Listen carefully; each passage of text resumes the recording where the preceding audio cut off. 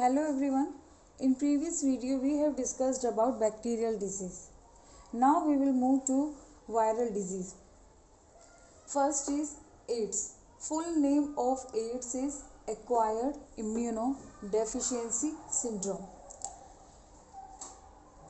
Causal agent of AIDS is retrovirus. This virus is also known as HIV, human immunovirus. Affected organ in AIDS is immune system. Actually, why this called is a retrovirus? Because this virus is containing RNA as genetic material. As it entered in human body, it forms DNA. Means it forms RNA, it forms DNA from RNA. Retro means हो गया reverse process. तो जो HIV है ये क्या कर रहा है, रिवर्स प्रोसेस कर रहा है. नॉर्मली क्या होता है कि DNA से किसका सिंथेसाइज होता है, RNA का. But this virus is containing RNA as genetic material and it forms DNA. So this process is reverse process or retro process. It is called as retrovirus and it affects immune system of human. So it is also known as human immunovirus. कि जो इसका target organ होता है वो क्या होता है, immune system में भी टी लिम्फोसाइट्स में भी टाइप हो गए, जैसे T helper cell, T killer cell, T sensitize cells, जो थाइमस ग्लैंड में क्या हो रही है, मैच्योर होती हैं. तो यहाँ पर जब ये टी लिम्फोसाइट्स का डिस्ट्रॉय हो जाएगा तो बॉडी में जो बॉडी की नेचुरल इम्यूनिटी है वो फिनिश हो जाएगी, डिस्ट्रॉय हो जाएगी और वो पर्सन है वो कॉमन कोल्ड से भी क्योर नहीं हो पाएगा. इस डिज़ीज़ में क्या होता है कि जो सिम्टम अपीयर होते हैं वो स्लोली होते हैं. ऐसा नहीं है कि आज इन्फेक्शन हुआ और आफ्टर 15 डेज़ बाद ये सिम्टम्स अपीयर होंगे. एड्स में क्या होता है कि जो इसके सिम्टम्स हैं उसे जो अपीयर होने में मैनी ईयर्स लगते हैं, कई बार 15 ईयर्स तक भी अपीयर होते हैं. तो जब सिम्टम्स अपीयर होंगे तो क्या होंगे, एक तो एक्सेस बॉडी वेट जो होगा यानी loss of body weight, reduction of body weight, drowsiness होगा, टायर्डनेस होगी, इनडाइजेशन होगा और साथ साथ यहाँ पर जो इम्यून सिस्टम है यानी फीवर जो होगा, सीवियर फीवर आएगा, लॉन्ग ड्यूरेशन तक फीवर होगा. इसके वेज क्या हैं कि हाउ डज इट ट्रांसमिट. देखिए ये जो एड्स है ये एक सेक्सुअली ट्रांसमिट डिजीज़ है. सेक्सुअली ट्रांसमिट डिजीज़ मीन्स कि अगर जो इन्फेक्टेड पर्सन के साथ में अगर कोई हेल्दी पर्सन सेक्सुअली रिलेशन बनाता है तो उस पर्सन को भी क्या हो जाता है, एड्स हो जाता है. तो वेज ऑफ ट्रांसमिशन है कि अगर अनप्रोटेक्टेड सेक्सुअल इंटरकोर्स होगा तो इससे ये डिजीज़ ट्रांसमिट हो सकती है. Second mode of transmission is blood transfusion by a carrier. अगर कोई पर्सन जो है कि इन्फेक्टेड है यानी उसे पता भी नहीं है कि वो उसे ये जो डिज़ीज़ है, बिकॉज इसमें सिम्टम अपीयर होने में इतना टाइम लगता है तो अननोइंग और अनइंटेंशनली वो कई जो हेल्दी पर्सन को इन्फेक्ट करता है. तो इसमें क्या है कि जब वो पर्सन ब्लड डोनेट करता है तो ब्लड डोनेट करके यानी कोई भी जो कैरियर है, जो भी रिसीवर है वो ब्लड रिसीव करेगा तो उस पर्सन को भी एड्स हो जाएगा. तो ब्लड ट्रांसफ्यूज़न बाय अ कैरियर. ऑर्गन डोनेशन सेम कि अगर किसी इन्फेक्टेड पर्सन का अगर ऑर्गन ट्रांसप्लांट करें या टिश्यू कोई भी ट्रांसप्लांट करें तो हेल्दी पर्सन में ये डिजीज़ स्प्रेड हो जाएगी. Use of infected needles in a healthy person. कि अगर ये इन्फेक्टेड यानी कोई भी नार्कोटिक ड्रग्स देते हैं उस नीडल को अगर यूज़ कर देते हैं हेल्दी पर्सन में तो वो क्या होगा कि उस पर्सन से हेल्दी पर्सन में वो डिजीज़ स्प्रेड हो जाएगी. एंड लास्ट जो मोड ऑफ ट्रांसमिशन इज़ कि इन्फेक्टेड मदर, कोई मदर इन्फेक्टेड है और वो जो बायोलॉजिकल चाइल्ड को बर्थ दे रही है, infected mother giving birth to child, तो उस चाइल्ड में भी क्या होगा, एड्स होगा. क्लियर. तो इसका प्रिवेंशन क्या है, देखिए अभी तक इस डिज़ीज़ का कोई ट्रीटमेंट नहीं है, no treatment is available till now. यहाँ पर क्या है कि क्योर जो है इसमें वो प्रिवेंशन यानी प्रिवेंशन ही क्योर है. प्रिवेंशन कैसे करना है कि प्रोटेक्टेड सेक्सुअल इंटरकोर्स होना चाहिए और मल्टीपल जो पार्टनर्स हैं उसके साथ सेक्सुअल इंटरकोर्स अवॉइड करना चाहिए। और ऑथराइज जो बैंक है वहाँ से ही ब्लड का ट्रांसफ्यूज़न होना चाहिए। और ब्लड ट्रांसफ्यूज़न से पहले क्या होना चाहिए कि जो उस पर्सन है उसके और मेडिकल चेकअप हो कि उसे कोई और डिजीज़ तो नहीं है। ऑर्गन डोनेशन के टाइम पर भी ये चेकअप होने चाहिए। और जब भी नीडल यूज़ करें तो उसे डिस्पोज कर दें, यानी डिस्पोजेबल जो नीडल्स हैं उसे ही यूज़ करना चाहिए। और जो इन्फेक्टेड मदर्स हैं शुड नॉट बी कंसीव, उसे कंसीव नहीं करना चाहिए, because naturally it is obvious कि चाइल्ड में वो डिज़ीज़ ज़रूर ही ट्रांसमिट होगी। अब हम ये देखेंगे कि ये जो रेट्रोवायरस है ये कैसे ह्यूमन में रेप्लिकेट करता है, यानी ह्यूमन जो है वो इन्फेक्टेड हो रहा है और यहाँ पर इसकी कोई वैक्सीन भी अवेलेबल नहीं है अभी तक। ये 1984 में ये डिज़ीज़ फर्स्ट डायग्नोस हुई थी और इंडिया में ये 1986 में चेन्नई में एक पर्सन है उन्हें ये डायग्नोस हुई थी। और इसमें क्या है, जो एड्स है इसे डेथ वारंट डिजीज़ भी कहते हैं, बिकॉज इसमें श्योर है कि ये डिजीज़ से डेथ होगी। डेथ वारंट क्यों कहते हैं डेथ वारंट? देखिए एक्चुअल में क्या होता है, जब इम्यून सिस्टम ही वीक हो रहा है तो एक्चुअल में इम्यून सिस्टम क्या है कि simple pneumonia, fever, common cold, इसके अगेंस्ट भी कोई भी जो इम्यूनिटी यानी इम्यून रिस्पॉन्स शो नहीं करेगा और उस पर्सन में क्या हो जाएंगे, सिवियर सिम्टम हो जाएंगे। जैसे कॉमन कोल्ड हुआ, फिर न्यूमोनिया हुआ, फिर न्यूमोनिया से वो टीबी में कन्वर्ट होगा, टीबी से कैंसर में। तो इस तरह से ये एड्स में क्या हो रहा है कि अदर डिजीज़ से ये डेथ हो जाती है। और मेन क्या है कि टी लिम्फोसाइट्स को इंजेक्ट भी नहीं कर सकते, कि ऐसा नहीं है कि टी लिम्फोसाइट्स डाल दें, क्योंकि ये ब्लड में ऐसी सेल्स हैं जो हमारा इम्यून सिस्टम खुद जनरेट करता है नेचुरली। क्लियर? इसलिए इसकी अभी तक भी कोई जो ट्रीटमेंट है अवेलेबल नहीं है। कई ऐसी जो मेडिसिन्स हैं वो डेवलप की हैं जिनमें क्या हो, ये जो रेट्रोवायरस जो है ये रेप्लिकेट कैसे करता है वो प्रोसेस नहीं हो, बट उसके लिए भी अगर टाइमली पता लग जाए कि, क्योंकि इसमें सिम्टम अपीयर होने में भी टाइम लगता है, तो उससे पहले पता नहीं लगता उस पर्सन को कि उसे एड्स है।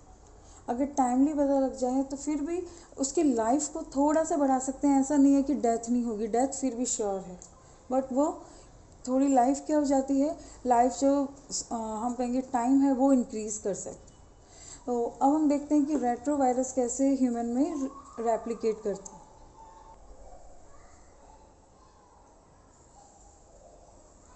ये वायरस में देखिए इसमें आरएनए जेनेटिक मटेरियल होता है। तो जो वायरस है इसकी भी स्ट्रक्चर देखेंगे कि वायरस है इसके पास कितने आरएनए मॉलिक्यूल्स हैं, 2, और 2 मॉलिक्यूल से जो एक एंजाइम अटैच है that is reverse transcriptase enzyme. ये तो है आरएनए और इस आरएनए से जो एंजाइम अटैच है ये है reverse transcriptase enzyme. Reverse means हो गया इन्वर्टेड यानी रिवर्स प्रोसेस। ट्रांसक्रिप्शन हो गया, ट्रांसक्रिप्शन क्या होता है कि डीएनए से आरएनए का सिंथेसाइज करना इज ट्रांसक्रिप्शन।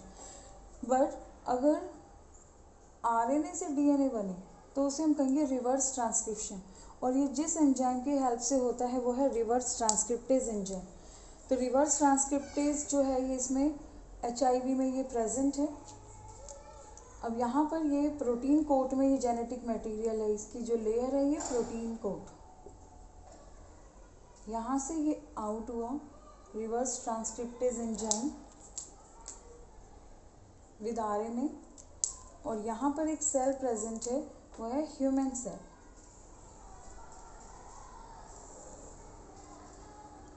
ठीक है, ह्यूमन सेल में ये एंटर हो रहा है।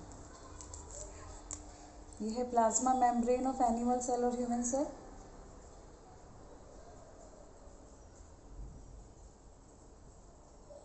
और कोई भी सेल होती है उसके अंदर क्या होता है, न्यूक्लियस, और न्यूक्लियस में क्या प्रेजेंट होता है, जेनेटिक मटेरियल डीएनए। तो यहाँ पर ये देखिए एक सेल है ह्यूमन सेल, इसमें एंटर हो रहा है ये रेट्रोवायरस का आरएनए। इसका प्रोटीन कोड जो है it remains outside, it doesn't enter in animal cell. यहाँ पर ये देखिए, अब यहाँ पर ये आरएनए एंटर हुआ, आरएनए ने क्या फॉर्म किया, DNA, with the help of reverse transcriptase enzyme. ये डीएनए इनकॉर्पोरेट हो जाएगा ह्यूमन सेल के अंदर, ह्यूमन न्यूक्लियस के अंदर, और ह्यूमन डीएनए के साथ में ये अटैच हो जाएगा, उसी ह्यूमन डीएनए के साथ में ये अटैच होगा। ठीक है, यानी incorporation of virus DNA into human DNA.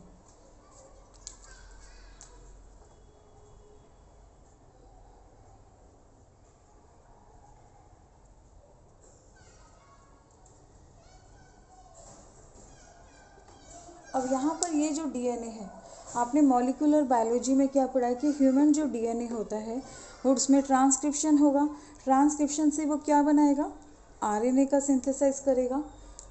और वो किस में होता है आरएनए का सिंथेसाइज, न्यूक्लियस के अंदर होता है। और वो आरएनए कहाँ बाहर आता है, it comes out from nucleus, और साइटोसोल में ये प्रेजेंट होता है। तो यहाँ पर ये आरएनए है,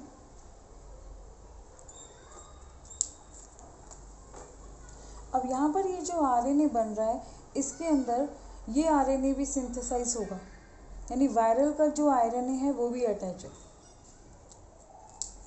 ह्यूमन आरएनए तो है और साथ साथ क्या है, वायरस आरएनए भी।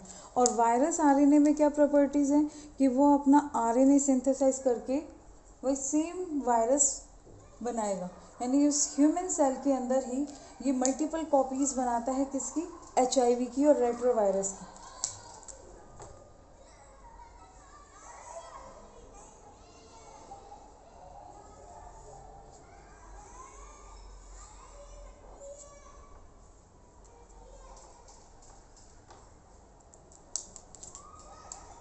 ये इस तरह से मल्टीप्लिकेशन किस में हो गया, इस एनिमल सेल में। ऐसा क्यों हुआ है कि इसके अंदर देखिए प्रोटीन एंटर भी नहीं हुआ था, फिर भी इसके अंदर प्रोटीन कोड बन गया। एक्चुअल में जो एक वायरस की स्ट्रक्चर की जो इन्फॉर्मेशन थी वो सब किस में सेव थी, डीएनए में। यानी आरएनए से पहले किसका सिंथेसाइज हुआ, वायरल डीएनए का, with the help of reverse transcriptase enzyme. ये वायरल डीएनए किस में एंटर हुआ, ह्यूमन न्यूक्लियस में एंटर हुआ और ह्यूमन डीएनए के साथ में अटैच हो गया।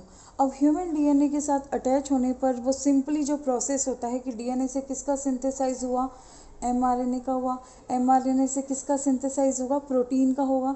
तो जो इन्फॉर्मेशन थी इस डीएनए में, ये प्रोटीन कोड वो सिंथेसाइज हुआ, यानी इस वायरस ने ह्यूमन सेल का यूज़ करके अपनी मल्टीपल कॉपीज़ बनाई। तो ये सेल क्या हो जाती है, रप्चर हो जाती है, और वायरस क्या हो जाते हैं, अदर सेल्स को इन्फेक्ट करते हैं। तो इस तरह से इम्यूनो सिस्टम में ये जो सेल वायरस है ये टी लिम्फोसाइट्स को, इम्यूनो सिस्टम को क्या करता है, इस तरह से डिस्ट्रॉय करता है, यानी एक एक सेल को। और इसमें कितना टाइम लगता है, ये स्लोली इन्फेक्ट करता है।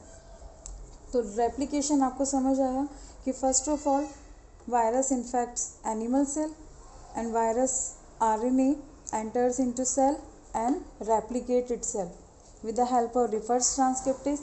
Then introduction of viral DNA into human nucleus and attach with the human DNA. Then human DNA normally क्या होगा, ट्रांसक्राइब्ड होगा, देन प्रोटीन सिंथेसाइज होगा, और उस प्रोटीन सिंथेसिस में भी किसका सिंथेसिस हो रहा है, वायरल डीएनए का। तो इस तरह से रेप्लिकेशन हो रहा है रेट्रोवायरस का।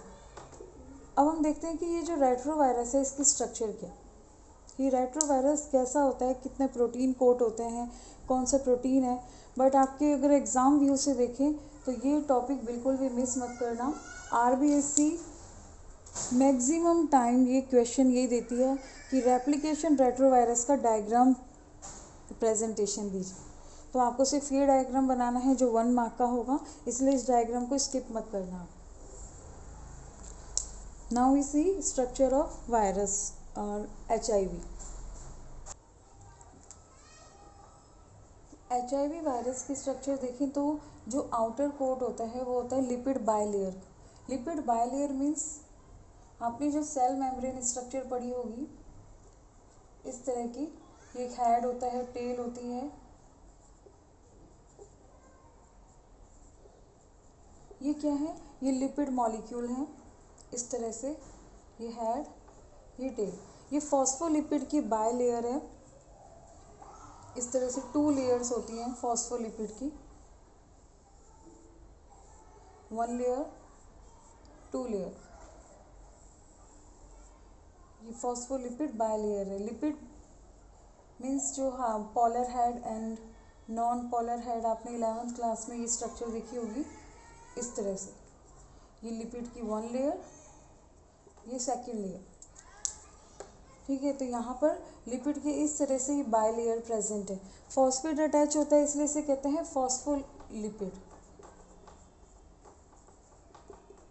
कितनी लेयर्स हैं, 2 लेयर्स, बाय मीन्स 2 लेयर, ठीक है। और यहाँ पर इन्हीं जो 2 लेयर्स जो होती हैं फॉस्फोलिपिड की, उसमें अटैच होता है ग्लाइकोप्रोटीन। देखिए ग्लाइकोप्रोटीन क्या है कि ग्लाइको मीन्स होता है शुगर यानी कार्बोहाइड्रेट, वो किसके साथ अटैच है, प्रोटीन के साथ। हमने ये पढ़ा हुआ है कि सेल मेम्ब्रेन पर क्या प्रेजेंट होते हैं, प्रोटीन प्रेजेंट होते हैं, और उन प्रोटीन से अगर क्या प्रेजेंट हो, शुगर मॉलिक्यूल यानी ये कार्बोहाइड्रेट की अगर चेन प्रेजेंट हो तो उसे हम कहेंगे ग्लाइकोप्रोटीन। तो इस तरह से ये प्रोटीन है और इनमें प्रेजेंट है ये शुगर मॉलिक्यूल, तो इन्हें बोलेंगे ग्लाइकोप्रोटीन। देखिए ये तो है फॉस्फोलिपिड की बायलेयर,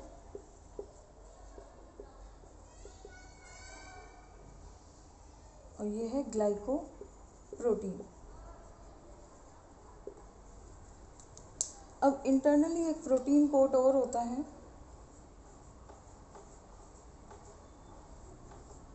इस प्रोटीन कोट में single stranded RNA molecules present होते हैं, और एचआईवी में नंबर ऑफ आरएनए मॉलिक्यूल्स कितने होते हैं, 2, एज वी डिस्कस्ड अर्लियर कि 2 आरएनए स्ट्रैंड होते हैं विद रिवर्स ट्रांसक्रिप्टेज एंजाइम, ठीक है। तो यहाँ पर ये है आरएनए स्ट्रैंड और यहाँ पर इनसे अटैच है रिवर्स ट्रांसक्रिप्टेज एंजाइम। तो लेबल कर लेते हैं हम इसे, ये है प्रोटीन कोड,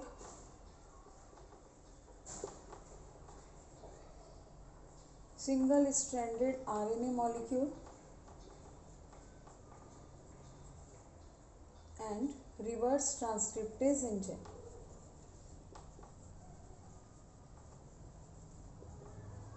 जब भी कोई एचआईवी किसी ह्यूमन को जब इन्फेक्ट करता है, सेल में एंटर होता है, तो only RNA molecule enter, protein coat ये क्या होते हैं, ये जो लेयर है इट डजेंट एंटर, यानी दीज रिमेन आउटसाइड। अब यहाँ पर देखेंगे कि ये जो ग्लाइकोप्रोटीन में भी प्रोटीन है और यहाँ पर प्रोटीन कोट में भी, तो इनमें क्या डिफरेंस है, जो यहाँ पे प्रोटीन यूज़ हो रहा है इसके साथ में प्रोटीन कोट में, ये है P24 और ग्लाइकोप्रोटीन में है P17,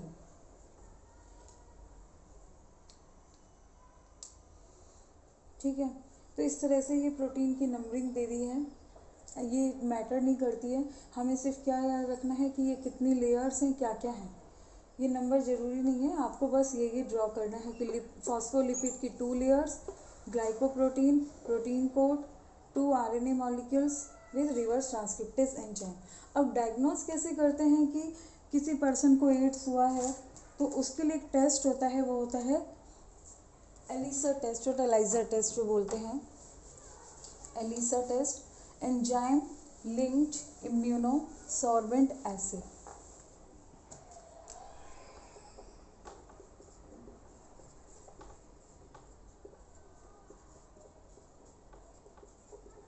ये क्वेश्चन भी होता है कि which test is used for AIDS diagnosis, तो ELISA test, enzyme linked immunosorbent assay. इसका बेसिस क्या है, देखिए इसका बेस है एंटीजन, यानी उस पर्सन में उसके एंटीजन जरूर प्रेजेंट होंगे, तो ये एंटीजन को डायग्नोस करता है, यानी इसके अंदर एंटीबॉडीज़ अगर डालेंगे तो वो एंटीजन के साथ में रिएक्ट करेगी, जिससे कि कंफर्म हो जाएगा कि वो पर्सन में क्या है, HIV प्रेजेंट है, रेट्रोवायरस प्रेजेंट है। तो एंटीजन प्रेजेंस को ये कंफर्म करता है। सेकंड टेस्ट है Western blot test. Western blot test क्या है, ये भी सेम है और ये कंफर्मिंग टेस्ट है। यहाँ पर ये जो वेस्टर्न है ये RNA जो है, जो सीक्वेंस होता है उसको डायग्नोस कर रहा है। वेस्टर्न ब्लॉट जो है ये RNA, इसके अंदर जो जेनेटिक मटेरियल है उसका सीक्वेंस पता लगता है, जिससे कंफर्म हो जाता है कि ये HIV है। ये इसकी कॉस्ट भी लो है और टाइम भी कम लगता है, low cost and less time western blot में। तो आप ये दोनों ही लिखेंगे, एलिसा को स्किप नहीं करेंगे बिकॉज मेंशन है ये RBSc में।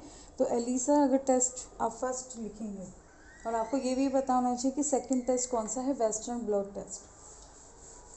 Other information regarding AIDS is कि नेशनल एड्स जो है, नेशनल एड्स कंट्रोल ऑर्गेनाइजेशन है, जिसे हम नाको भी कहते हैं। ये अवेयरनेस स्प्रेड करते हैं अबाउट एड्स। और 1 दिसंबर जो होता है इसको एड्स डे भी बोलते हैं। 1 दिसंबर को क्या होता है, एड्स डे अनाउंस किया हुआ है। तो ये थी अदर इन्फॉर्मेशन।